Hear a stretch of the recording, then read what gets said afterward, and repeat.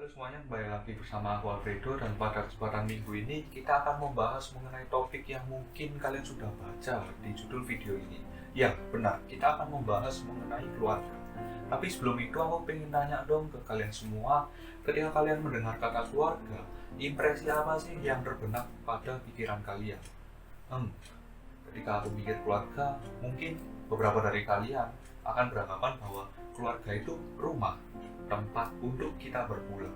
Atau mungkin ada dari kalian yang kangen sama keluarga karena sudah lama tidak bertemu, sehingga ketika kalian pulang, kalian bisa menikmati melepas rasa rindu terhadap keluarga kalian.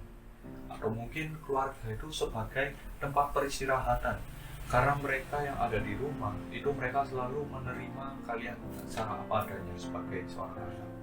Nah, itu adalah pengalaman yang baik. Memang sudah sepantasnya keluarga itu menjadi wadah pengenalan yang pertama akan kasih dalam kehidupan kita sebagai seorang anak. Tapi sayangnya tidak semua dari kita mengalami hal yang sama. Ada beberapa dari mereka yang menganggap keluarga itu hanya sebagai hambatan buat kehidupan mereka. Bahkan lebih parahnya lagi, mungkin saja ada yang menganggap bahwa semua yang mengaitkan tentang keluarga itu negatif. Itu nggak ada gunanya buat itu. Nah, kenapa kok bisa seperti itu? Nah, di sini aku mau beritahukan, jika memang ada beberapa dari kalian yang mengalami hal-hal seperti itu nantinya akan menimbulkan rasa kekecewaan dari kalian terhadap keluarga. Nah, kenapa sih kok kita itu bisa kecewa terhadap keluarga yang kita? Nah, kalau di sini aku mau sebutkan kenapa kita bisa kecewa. Yang pertama yaitu karena latar belakang keluarga kita tidak sesuai dengan apa yang kita harapkan. Itu bisa menjadi salah satu penyebab kenapa kita kecewa dengan keluarga kita. Lalu yang kedua, di sini ada nasihat yang mereka berikan, yang diberikan kepada kita itu adalah nasihat yang mungkin sekiranya bersifat memaksa dan itu nggak sesuai dengan kehendak kita sebagai seorang anak, sehingga akhirnya ini membawa ke bawah sampai kita dewasa, sehingga kita jadi kecewa dengan keluarga kita. Banyak orang kecewa karena ekspektasi mereka tidak sesuai. Banyak orang kecewa karena ekspektasi mereka terlalu tinggi. Dan akibatnya ini nggak main-main. Jika seorang anak terus-menerus hidup dalam kekecewaan akan keluarganya, maka itu akan membuat dirinya merasa semakin nggak dihargai dalam keluarganya. Lalu itu bisa-bisa membawanya pada lari kepada hal-hal negatif di luar sana. Untuk itu, kita perlu tahu bagaimana cara mengatasinya. Sebelum itu mungkin beberapa dari kita seringkali berandai-andai bagaimana ya sekiranya jika kita memiliki keluarga yang begitu sempurna, yang bisa selalu mensupport kita dari kecil sehingga kita dewasa mengembangkan potensi diri kita, sehingga kita bisa sukses dan keluarga masih terus mendukung. Nah, aku mau katakan kepada kalian semua, contoh keluarga yang sempurna itu tidak benar-benar ada.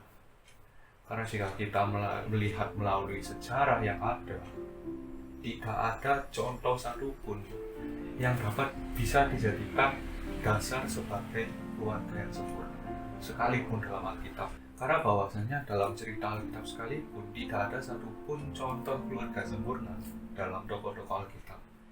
Kita bisa tarik dari manusia pertama sekalipun, Adam dan Hawa, keluarganya tidak begitu sempurna. Anaknya berakhir tragis karena anaknya kan Kain dan Habel. Kain iri dengan Habel dan berakhir membunuh si Habel, adiknya sendiri. Dan ketika kita melihat ke generasi-generasi selanjutnya, kita melihat betapa tidak sempurnanya keluarga yang ada dalam Alkitab. Sebagai contoh, Abraham dan Sarah. Sarah dia adalah istrinya Abraham, tapi dia disuruh membohongi identitas dirinya dan sampai-sampai waktu itu hampir untuk diambil menjadi istri seorang raja. Tapi untungnya tidak jadi, si raja mengetahui identitas sebenarnya, akhirnya dikembalikan sama Abraham.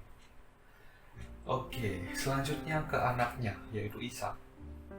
Kita tahu bahwa Ishak dibohongi oleh anaknya sendiri, yaitu Yakub, yang mana itu membawa kepada perseteruan di antara anaknya. Esau, saudara Yakub, jadi membenci Yakub dan Yakub melarikan diri. Kita lanjut lagi ke generasi selanjutnya, ada Yusuf. Yusuf sangat disayang oleh Yakub. Yakub tidak memberikan pola asuh yang begitu baik. Kayak istilahnya kalau zaman sekarang itu agak pilih kasih gitu ya. Yang dikasih adalah anak-anak dari Rahel, yaitu Yusuf dan Benyamin.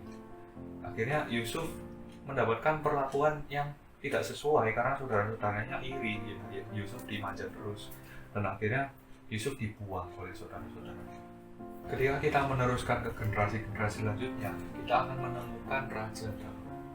Kita tahu Daud adalah raja yang besar, prestasinya begitu sangat wah sekali gitu ya.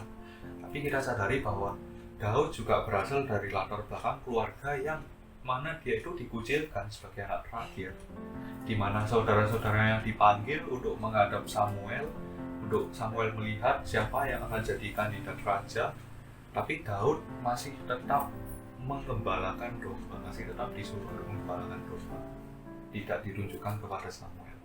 Kita bisa lihat betapa tidak sempurnanya keluarga-keluarga yang ada dalam tokoh Alkitab ini. Tapi bukan berarti kita tidak bisa untuk membawa pemulihan bagi keluarga kita, karena bahwasannya di Alkitab sudah tersedia firman Tuhan yang sudah sangat sesuai dalam membangun hubungan dalam keluarga, supaya keluarga itu bisa menjadi keluarga yang kudus yang berkenan kepadanya. Oleh karena itu, di sini aku akan memberikan 4 poin yang dapat kita lakukan sebagai seorang anak untuk bisa membawa pemulihan bagi keluarga kita. Tapi sebelum aku menjelaskan tentang langkah-langkah yang dapat kita lakukan, aku ingin minta dengan sangat rendah hati kepada kalian semua yang mungkin sudah merasa tidak tahan dengan keluarganya, yang mungkin rasanya ingin banget memberontak. Seperti itu, aku ingin minta kepada kalian untuk yuk sekali lagi jaga hatinya kalian. Amsal 4 ayat 23, jagalah hati kalian semua dengan segala kewaspadaan, karena dari situlah terpancar kehidupan kalian. Dan ayo kita sabar lebih lama lagi, karena orang yang sabar itu melebihi seorang pahlawan.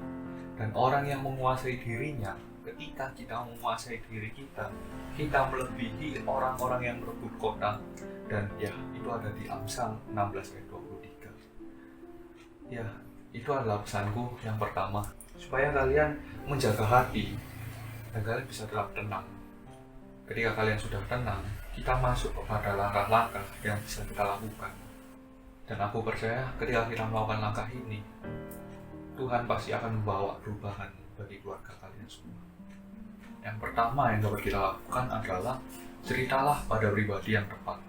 Nah, Mazmur 116 ayat 1 berkata, aku mengasihi Tuhan sebab Ia mendengarkan suaraku dan permohonanku. Nah, di dalam hidup ini tentu prioritas kita adalah Tuhan. Oleh karena itu ketika kita mengalami suatu masalah sekalipun, ya kita datangnya itu ke Tuhan, karena Tuhan adalah prioritas hidup kita. Lalu selanjutnya, apakah cuma cerita ke Tuhan saja? Ya, untuk beberapa orang mungkin akan beranggapan bahwa cerita ke Tuhan saja itu cukup. Namun tidak ada salahnya jika kita memiliki seorang sahabat yang mungkin kita bisa percaya, kita juga nggak masalah buat cerita ke sahabatnya kita. Amsal 17 ayat 17 berkata bahwa seorang sahabat menaruh kasih setiap waktu dan menjadi seorang saudara dalam kesukaan. Orang yang kecewa atau sakit hati karena suatu hal itu sangat tidak masalah untuk cerita asal kepada orang yang tepat. Karena dengan mereka cerita, mereka akan melepas keluh kesah dan menjadi lebih lega. Karena mereka merasa mereka tidak sendiri, karena ada orang-orang di sekitar mereka yang mendukung dan mensupport dirinya untuk tetap maju. Oke, itu untuk poin yang pertama, cerita kepada orang yang tepat. Lalu untuk poin yang kedua adalah stop buat mikirin masa lalu, buat mikirin semua kejelekan yang ada di keluarga kalian. Mulailah buat menerima keadaan yang sekarang. Nah, mungkin begitu banyak kejadian dalam keluarga kita, entah itu positif, entah itu negatif. Nah, itu semua ada baiknya untuk kita terima. Pada akhirnya kita menyadari bahwa kita tidak bisa memilih di mana kita mau ditempatkan. Memang itu sudah menjadi rencananya Tuhan untuk menempatkan kita di keluarga yang seperti ini. Oleh karena itu, milikilah hati yang baru, milikilah mindset yang baru, yang dapat menerima mereka apa adanya. Yeskiel 36 ayat 26 berkata bahwa kamu akan kuberikan hati yang baru, dan roh yang baru di dalam batinmu, Dan aku akan menjauhkan dari tubuhmu hati yang keras dan kuberikan kepadamu hati yang taat. Di sini Tuhan nggak minta kekerasan dalam kita untuk melawan mereka, tapi justru yang Tuhan minta adalah sebaliknya, yaitu supaya kita taat, supaya kita boleh menerima mereka apa adanya. Oke, selanjutnya kita akan masuk ke langkah yang ketiga, yaitu maafkan keluargamu, berilah mereka kesempatan sekali lagi. Percayalah bahwa setiap orang itu bisa berubah. Di langkah yang kedua, kita sudah belajar untuk menerima mereka. Kita sudah diubahkan, kita memiliki hati yang baru yang diberikan oleh Tuhan. Selanjutnya, kita mau percaya bahwa mereka juga bisa berubah. Tapi kita tidak hanya diam saja, tidak hanya berdoa terus ya menunggu kehendak Tuhan berjalan, tidak hanya seperti itu, tapi ada langkah yang harus kita ambil, yaitu ajaklah mereka berdiskusi. Kalau memang kita sebagai anak ingin menyuarakan apa yang jadi suara hati kita, ya ajaklah mereka untuk berdiskusi secara serius. Mereka nggak akan pernah tahu apa yang akan jadi kehendak dalam hati kita ketika kita tidak pernah menyuarakan hal itu. Mereka akan menganggap semuanya, oh semuanya baik-baik saja. Oh kamu nggak pernah bersuara kok, ya udah semuanya aku pikir baik-baik saja. Tapi ketika kita mengajak diskusi secara serius, kita menyuarakan hal itu, ya at least mereka mengerti apa yang kita inginkan, apa yang jadi kehendak kita, apa yang kita tuntut dari diri kita, hak kita sebagai anak itu gimana, seperti itu. Itu untuk langkah yang ketiga, mulai memberanikan diri. Lalu kita lanjutkan ke langkah yang terakhir, yang mana ini masih tetap akan membuat kita terus berproses dalam kehidupan keluarga, yaitu tetap hormati apapun nasihat dan keputusan mereka. Hal ini sebagaimana dituliskan pada Keluaran 20 ayat 12, yaitu hormatilah ayahmu dan ibumu supaya lanjut umurmu di tanah yang diberikan kepadamu. Pada akhirnya kita harus tetap hormat kepada mereka. Pada akhirnya kita harus tetap taat. Itu yang Tuhan inginkan untuk kita lakukan sebagai anak, berbakti kepada orang tua. Dan percayalah, setiap keluarga, setiap mereka itu pasti menginginkan yang terbaik bagi kita. Misal mereka orang tua, pasti orang tua menginginkan yang terbaik bagi anaknya.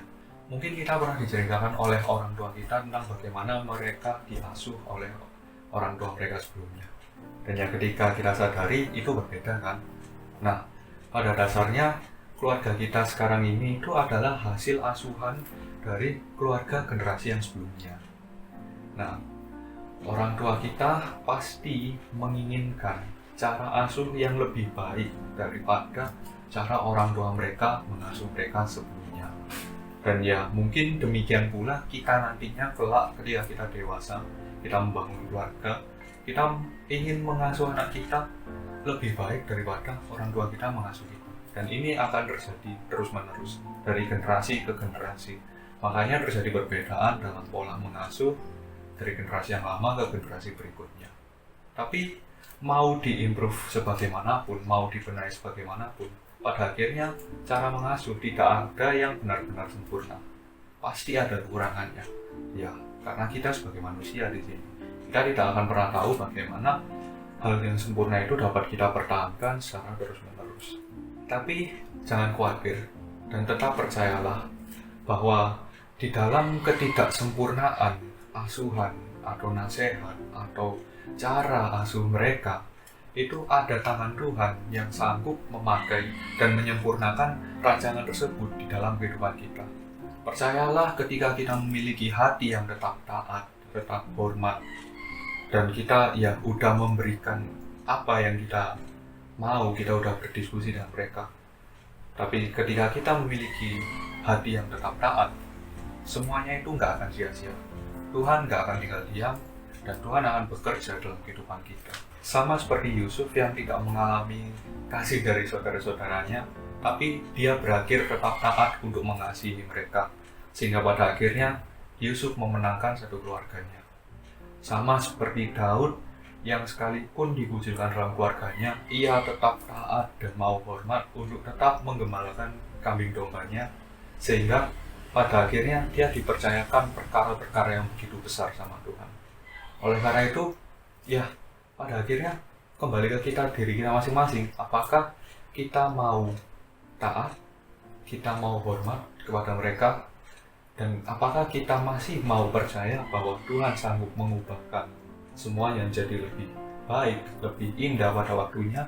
Pada akhirnya ketika kita melakukan langkah-langkah ini, ketika kita sudah berubah menerima mereka, kita mengajak mereka berdiskusi secara serius dan berakhir tetap taat dan hormat kepada mereka, aku percaya bahwa kita tidak akan lagi menyesali di mana kita ditempatkan. Malahan aku percaya bahwa nantinya kita akan sadar dalam ketidaksempurnaan nasihat mereka, dalam semua kekurangan yang ada, kita akan secara sadar, kita akan merasa bahwa Tuhan menempatkanku pada posisi yang tepat, pada lingkungan keluarga yang tepat, yang Tuhan sediakan itu nggak pernah sia-sia. Oke, yaitu mengenai materi kita minggu ini, mengenai keluarga. Dan ya, jangan lupa untuk stay tune terus di channel kita ini. Jangan lupa like, share, dan subscribe. Dan stay tune terus karena kita akan upload setiap hari Kamis. Oke, aku Alfredo and bye.